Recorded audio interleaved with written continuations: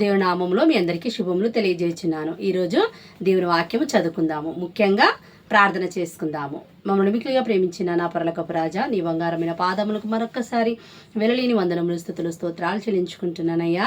రాజులకు రాజా, ప్రభులో ప్రభు, అద్వితీయుని గొప్ప తండ్రి, వేవేల దూతలతో నిత్యము పోడబడుచున్న పరలోకపు రాజా, మీకు స్తోత్రములు అయ్యా. ఇది నా సకల ఆశీర్వాదాలతో మీరు మమ్మల్ని నింపినందుకు మీకు వెలలేని వందనములు, స్తుతులు, స్తోత్రాలు చెల్లించుకుంటూ మమ్మల్ని మీ పరిశుద్ధమైన హస్తంలోకి అప్పచెప్పుకుంటూ నన్ను నేను తగ్గించుకుంటూ మీ నామం హెచ్చిస్తూ యేసుక్రీస్తు పావన పరిశుద్ధ ప్రశస్త నామంన బ్రతిమిలాడి అడిగి వేడుకొచ్చున్నాం తండ్రి, ఆమెన్. ఈరోజు దేవుని వాక్యం చదువుకుందామండి. పరిశుద్ధ గ్రంథం నుండి కీర్తనలు 91వ అధ్యాయము 14వ వచనము చదువుకుందాము. పరిశుద్ధ గ్రంథం నుండి కీర్తనల గ్రంథము 91వ అధ్యాయము 14వ వచనము చదువుకుందాము. అతడు నన్ను ప్రేమించుచున్నాడు గనక నేనతన్ని తప్పించెదను. అతడు నా నామం నెరిగినవాడు గనక నేనతన్ని ఘనపరచెదను. మరొక్కసారి చదువుకుందామండి. అతడు నన్ను ప్రేమించుచున్నాడు గనక నేనతని తప్పించెదను. అతడు నా నామము నెరిగినవాడు గనక నేనతని ఘనపరచెదను. మన పరిశుద్ధమైన వాక్యం ఏం సెలవిస్తుందనంటే, మన యేసయ్య ఏం పలుకుతున్నాడనంటే, అతడు నన్ను ప్రేమించుచున్నాడు గనక నేనతని తప్పించెదను. మరి దేవుడిని మనము ప్రేమిస్తున్నాము, దేవుడు మనల్ని ప్రేమిస్తున్నాడన్న విషయంలో ఎలాంటి సందేహము లేదు. ఎందుకంటే దేవుడు నా కోసము, మన కోసము సిల్వలో కల్వరి కొండలో దేవుని ప్రాణాన్ని పెట్టినాడు, మన కోసం పెట్టినాడు. తన సిల్వలో తన రక్తాన్ని కార్చినాడు. మనం చేసిన పాపాల వల్ల, మనం చేసిన తప్పుల వల్ల మరి దేవుడు శిక్ష అనుభవించినాడు. మరి అలాంటి శిక్షను అనుభవించిన దేవుడు మరి మన కోసము మనల్ని ప్రేమిస్తున్నాడు. మనం ప్రేమిస్తున్న దేవుడు మనల్ని ప్రేమిస్తున్నాడు కాబట్టి మరి మన కోసము ఆ పాపాలు మనపై పడకుండా, ఆ నిందలు, ఆ బాధలు మనపై పడకుండా మరి దేవుడు ఆ శిక్షను అనుభవించినాడు. మరణానికి మించిన ఇంకా ఏదైనా విషయం ఉంటుందా అండి? దేవుడు మన కోసము ప్రాణాన్ని పెట్టినాడు. దేవుడు ఏమంటుడు? అతడు నన్ను ప్రేమించుచున్నాడు గనక నేను అతన్ని తప్పించెదను. మరి దేవుని మనం ప్రేమించినట్లయితే మనకు ఎన్నో కష్టాలు వచ్చినా కానీ, ఎన్ని బాధలు వచ్చినా కానీ దేవుడు మనల్ని తప్పిస్తా అంటున్నాడు. మరి మనం ఇహలోకంలో మనం బ్రతుకుచున్నాం కాబట్టి మరి మనకి ఎలాంటి ఎన్నో సమస్యలు మనకు వస్తూ ఉంటాయి. కుటుంబ పరంగా కానీ, మరి ఇతర సమస్యల వల్ల కానీ, ఉద్యోగపరంగా కానీ, మరి పిల్లల పరంగా కానీ మనకు ఎన్నో సమస్యలు వస్తూ ఉంటాయి. మరి వాటిని అన్నిటిని తట్టుకునే శక్తిని మరి దేవుడు మనకిస్తాననేసి అంటున్నాడు.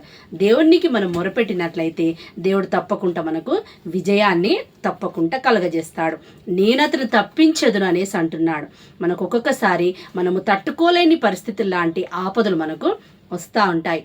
వచ్చినప్పుడు మనము ఎంతో బాధపడుతూ ఉంటాం, ఆవేదనకు గురవుతూ ఉంటాం. దేవా, నాకు ఇలాంటి సమస్య వచ్చింది ప్రవ్వా అనేసి మనము దేవుని ప్రార్థిస్తూ ఉంటాం. ఒక్కొక్కసారి మనం ప్రార్థించడం కూడా మర్చిపోతాం. కానీ దేవుడు మనల్ని విడిచిపెట్టడు. తల్లి అయినా మరచును కానీ నేను నిన్ను మరవని మన పరిశుద్ధమైన వాక్యం సెలవిస్తూ ఉంది. యేసయ్య పలుకుతున్నాడు. మరి ఒక్కొక్కసారి తల్లిదండ్రులైనా మరి మనము పిల్లలైనా మరుస్తామేమో కానీ మరి దేవుడు ఏమంటుండు? నేను నిన్ను మాత్రము మరువననేసి యేసయ్య చెప్తున్నాడు. ఏమంటుండు? అతడు నన్ను ప్రేమించుచున్నాడు గనక నేను అతని తప్పించెదను. మరి దేవుని మనం ప్రేమించినట్లయితే మనకి ఎన్ని బాధలు, ఎన్ని కష్టాలు వచ్చినా కానీ నేను అతన్ని తప్పిస్తానేసి అంటున్నాడు. మరి మన ఫ్రెండ్స్ కానీ, మన తల్లిదండ్రులు కానీ, మన తోబుట్టులు కానీ ఎలాంటి సమస్యలు మనకు వచ్చినా కానీ తప్పించగలుగుతారా అండి? తప్పించలేరు.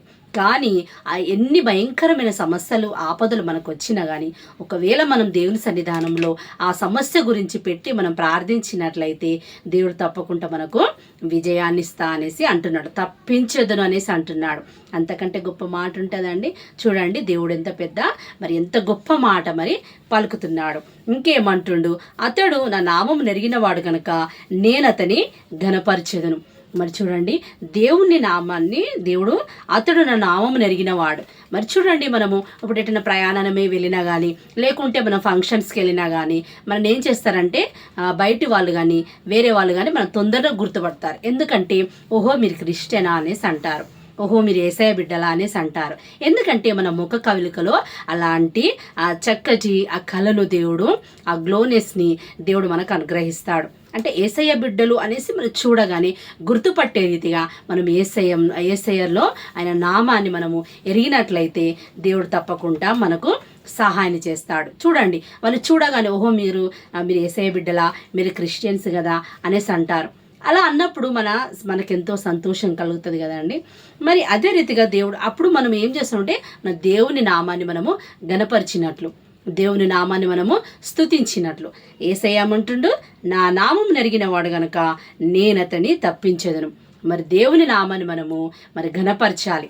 దేవుడు ఏమంటుండు, నీ నోటితో ఒప్పుకోవాలంటుండు, హృదయమందు విశ్వసించిన ఎడలా మరి దేవుడు ఎంతో గొప్ప మేలు చేస్తాడనేసి మన యేసయ్య పలుకుతున్నాడు. మనకి ఎలాంటి ఆపదలు వచ్చినా, ఎలాంటి సమస్యలు వచ్చినా మరి దేవుని నామాన్ని మనము ఘనపరచాలి. దేవుని మనము నోటితో ఒప్పుకోవాలి. ఓహో మీరు క్రిస్టియన్స్ అంటే, అవునండి మేము క్రిస్టియన్ అండి. ఓ మీరు యేసయ్య బిడ్డలా, అవునండి మేము యేసయ్య బిడ్డలం అని మనం దేవుణ్ణి ఒప్పుకున్నట్లయితే, దేవుని నామాన్ని మనం ఘనపరిచినట్లయితే నేనతనిని ఘనపరుస్తా అంటున్నాడు. చూడండి ఎంత మంచి మాట కదండి. హృదయానికి అది ఎంతో హత్తుకున్న మాట, అది ఎంతో సంతోషకరమైన మాట. అతడు నా నామం నెరిగినవాడు కనుక నేను అతని ఘనపరిచెదననేసి అంటున్నాడు. మనం ఎంత పేదరికంలో ఉన్నా, మనకి ఎలాంటి బాధలు వచ్చినా మరి యేసయ్యకు సన్నిధానంలో మనం ప్రార్థించినట్లయితే దేవుడు మనల్ని బీద స్థితిలో నుండి, లేమి స్థితిలో నుండి మరి ఘనపరుస్తా అనేసి అంటున్నాడు. మరి పేద విధవరాలైతే 2 కాసులు వేసింది కదండి. మరి అందరైతే బంగారు నగలు, వెండి వారికి ఉన్న దాంట్లో అన్నీ తీసుకొచ్చేసినా కానీ మరి దేవుడు ఎవరిని చూసినాడు? ఆ 2 కాసులు వేసిన ఆ పేద విధవరాలను చూసినాడు. చూడండి, దేవుడు అందరినీ చూస్తాడు. ఎవరెవరు ఏ రీతిగా నన్ను స్తుతిస్తున్నారు, ఏ రీతిగా నన్ను ఆరాధిస్తున్నారు, ఏ బిడ్డ ఏ రీతిగా వస్తుంది నా పరిశుద్ధ ఆలయానికి అనేసి దేవుడు అందరినీ గమనిస్తూ ఉంటాడు. మనం అనుకుంటాం యేసయ్య పైన ఉన్నాడు కదా, పరలోకంలో ఉన్నాడు కదా, నన్ను ఏం గమనించట్లే, నన్ను ఏం చూడట్లే అనేసి మనం అనుకుంటాం. కానీ యేసయ్య ఏమంటుండు, మీరు కొండ సందులలో దాచుకున్నా కానీ నేను మిమ్మలను ఎరుగుదును అనేసి మన యేసయ్య పలుకుతున్నాడు.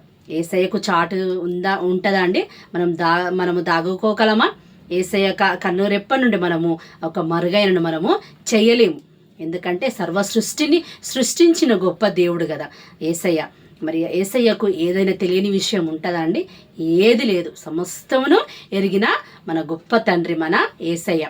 మరి అలాంటి తండ్రి ఏమంటుండంటే, అతడు నా నామము ఎరిగిన వాడు గనక నేనతని ఘనపరిచెదను అనేసి అంటున్నాడు. మనం ఒప్పుకోవాలా, నోటితోనే ఒప్పుకోవాలా మన యేసయ్యను. నా యేసయ్య గొప్ప దేవుడు, నా యేసయ్య ఆశ్చర్యకార్యములు చేసే గొప్ప తండ్రి అనేసి మనం నోటితోని ఒప్పుకోవాలా. ఇంకేమంటుడు, హృదయమందు మనము విశ్వసించాలి. మన హృదయమందు ఏం చేయాలి? విశ్వసించాలి. యేసయ్య తప్పకుండా నాకు ఈ సహాయం చేస్తాడు, యేసయ్య నాకు తప్పకుండా ఈ ఆపదలను నన్ను విడిపిస్తాడు, తప్పకుండా నా పిల్లల పట్ల కానీ ఉద్యోగం పట్ల కానీ తప్పకుండా సహాయం చేస్తాడని మనం నోటితో ఒప్పుకోవాలి. ఆ రీతిగా చేసినప్పుడు యేసయ్య